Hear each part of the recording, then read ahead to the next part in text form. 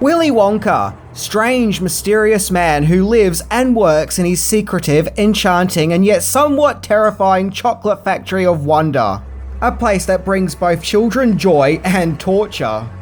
In 1971, legendary actor Gene Wilder played the iconic role of Willy Wonka in the movie Willy Wonka and the Chocolate Factory. Based on the 1964 children's book by Roald Dahl, it tells the story of Charlie Bucket, who lives in poverty with his mother and grandparents. But things start to look up for Charlie when he learns that the mysterious and reclusive candy maker Willy Wonka is placing 5 golden tickets in 5 Wonka bars, and that those who find the golden tickets will be able to go on an adventure in his chocolate factory.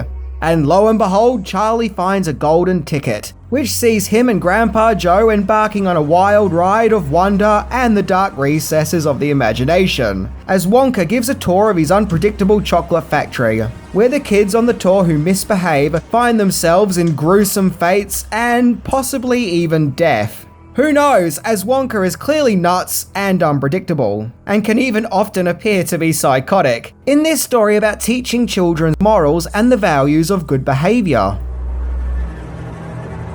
So get ready to take a step in the chocolate factory of pure imagination, as we look into 10 things that you may not know about this classic 1971 musical, Willy Wonka and the Chocolate Factory, as we try to figure out what it is exactly about this movie that is so enchanting and yet still terrifying. Let's check it out.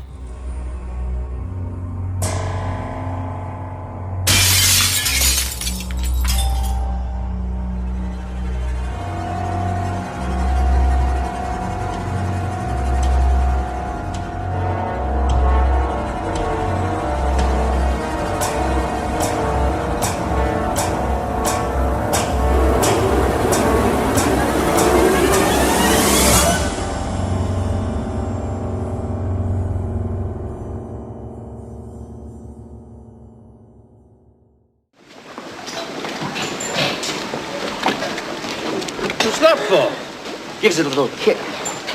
Number 10, title change. There are several differences between the book and movie. For example, the character Slugworth was originally created just for the film, and the film also uses songs that weren't in the book. But the biggest difference is the title change, as the book was called Charlie and the Chocolate Factory, whereas the movie was retitled to Willy Wonka and the Chocolate Factory. Well, there were a few explanations as to why the title was changed. One of those being to help promote the Wonka Bar tie-in chocolate brand that was being released with the movie. Yeah, when the movie came out, they also released a brand of Willy Wonka chocolate bars. Another explanation is because it was thought that it just sounded more like a punchier title. Director Mel Stewart thought that it would be better if people were saying, "Hey, have you seen that new movie Willy Wonka?" than it would be if they were saying, "Hey, have you seen that new movie Charlie?" Now, considering both Charlie and Willy Wonka are equally important characters, it kind of works either way, whether you call the story Charlie and the Chocolate Factory or Willy Wonka and the Chocolate Factory. Either one works, which is why it wouldn't have worked if you called it, say, Grandpa Joe and the Chocolate Factory, or the singing candy store guy and the Chocolate Factory. Number 9, cut material. There are several drafts and scrapped ideas from Roald Dahl that were going to be added to his Charlie and the Chocolate Factory book, but were eventually dropped. These include additional characters and traps that were going to teach children a lesson. Originally, there was going to be 9 children and their parents who visit the Chocolate Factory instead of 5. One of these children that were omitted from the final story was a young girl called Miranda Piker, who ends up eating a sugar-like powder called spotty powder, which gives all those who eat it a red chickenpox-like rash. There was also a room called the Warming Candy Room, where some of the children eat a particularly nasty candy, which causes them to be, quote, bursting with heat. Yeah, I don't like the sound of that. Even some of the characters as we know them had their names changed, as Veruca Salt was originally called Elvira Entwistle, and Mike TV was called, oh god, and I'm not kidding, okay, just get ready for this one, he was going to be called Herpes Trout. Yeah, about that. A character in a kid's book was going to be called Herpes. Changes to the book would also be made even after its original publication. For example, in an early release of the book, Willy Wonka's trusty factory hands, who were known as the Oompa Loompas, were described as being pygmies from Africa. However, it was decided that this was culturally insensitive, especially in the wake of the civil rights movement. So the Oompa Loompas became a non-existent race. And in the movie they are shown to have orange faces and green hair, with an origin story of them coming from a fictional faraway land. Number 8. Yippee-ki-yay, Willy Wonka. Willy Wonka and the Chocolate Factory has the famous last lines of when a more humble and kinder Willy Wonka tells Charlie Bucket, "Don't forget what happened to the man who suddenly got everything he always wanted. He lived happily ever after." It's a perfect closing note for both the film and Willy Wonka as a character. However, the movie's final line was originally going to be more lackluster, with Charlie simply yelling out, "Yippee!" Yep, Charlie goes yippee, and then the credits roll. But the production team wanted an ending monologue with more meaning and heart. So Gene Wilder himself actually came up with the happily haunting line. So the movie's ending dialogue went from quick and silly to deep and powerful. I don't know, you see, I think about kids in movies saying yippee, and I think Anakin Skywalker from The Phantom Menace. Number 7. Ooh, stinky river. Ugh. Ah yes, everyone remembers the infamous chocolate room, where everything is supposedly edible. Well, it's a well-known fact that the actors hadn't previously seen the room. So when they walk into it for the first time in the movie, their reaction is real. However, one thing that the cast and crew were not impressed with was the chocolate river, as apparently the river itself was made out of real chocolate, water, and cream. But the cream curdled and spoiled very quickly, leaving a very foul odour, in which the poor cast and crew had to endure this horrible stinky river. Yeah, it actually kind of looks feral too when you think about it. It looks way too watery to be chocolate. I always thought that it looked a bit gross, and well, it was. In fact, can we take a moment to think about poor actor Michael Bolner, who played Augustus Gloop, who actually had to go in the water? Man, I hope that guy got a pay rise that day. And while we're talking about the Willy Wonka sets, despite popular rumour, the movie wasn't filmed in the UK, but was in fact filmed in Munich, Germany. Number 6. Limping Wonka. One of the most interesting and creepy aspects of the movie is Willy Wonka himself, as it's never really known if this whole thing was some giant master plan, with this evil genius with godlike powers who wanted to help poor Charlie Bucket and also punish 4 rotten kids, or if this whole ordeal was not planned by some master plan of manipulating reality, or if it was just purely circumstances. One person who was a big believer in not knowing Wonka's intentions was actor Gene Wilder himself, as he insisted that when we see the character for the first time, he should appear to be worn out and decrepit, as well as having a limp, before suddenly doing an enthusiastic forward roll, as Wilder thought that this would help demonstrate the confusion of never knowing if Wonka is being fully honest. In fact, Wilder was so determined to make this his character's introduction that he would only take on the role if director Mel Stewart agreed to this sequence. He said, "Are you saying you won't do the film if you can't do that?" I said, "That's what I'm saying." And thankfully, Stewart agreed. Now, I personally like to think that this whole ordeal was in fact Wonka's master plan. That'll explain why on the terrifying boat ride, there was just enough seats for all the participants. As if Wonka knew that Augustus and his mother would no longer be joining them. Yeah, did anyone else notice that? Number 5, Real Boat Tunnel Terror.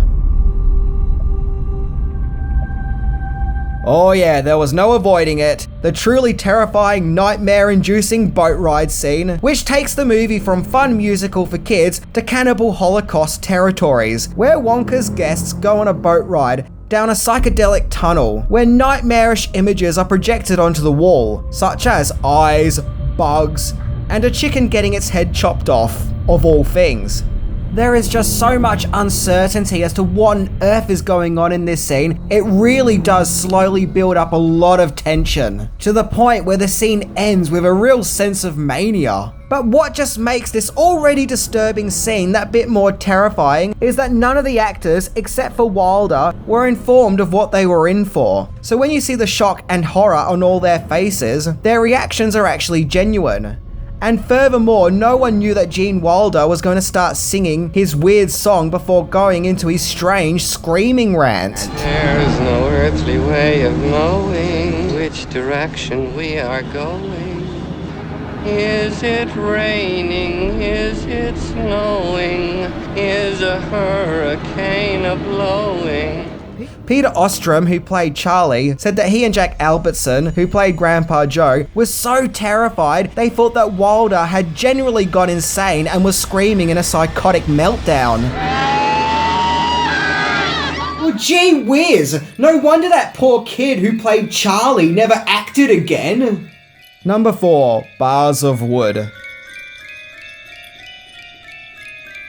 No doubt watching Willy Wonka and the Chocolate Factory is going to make any chocolate enthusiast hungry for some sweet, delicious chocolate. Especially seeing what appears to be hundreds and thousands of Wonka bars. But before you get all excited, I hate to be the bringer of bad news and inform you, the production team didn't make up a heap of chocolate for the movie's chocolate bars. But the bars actually did in fact have wood inside them.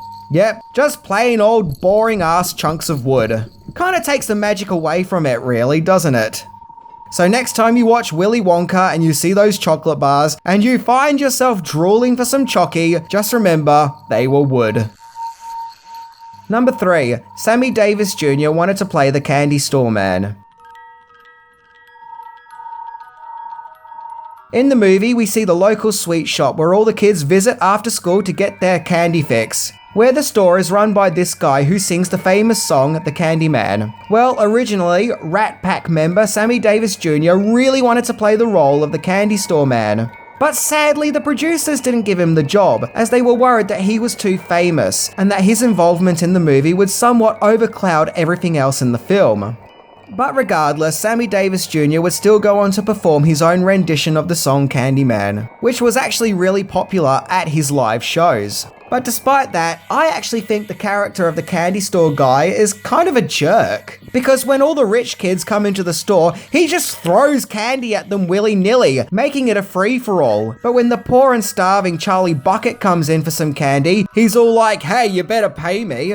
Ah yeah, and why weren't you demanding payment from the other kids? And to top that off, he lectures Charlie about eating too fast. Yeah, I know, right? Because starving kids eating really fast when they get some food. Whoa, what a shock. I mean, I never would have seen that one coming. Jerk. And look at him here. You can see that he hits this little girl in the face when he opens up the counter. Yeah, I never really liked the candy store owner. Number 2, Roald Dahl wanted Spike Milligan to play Willy Wonka.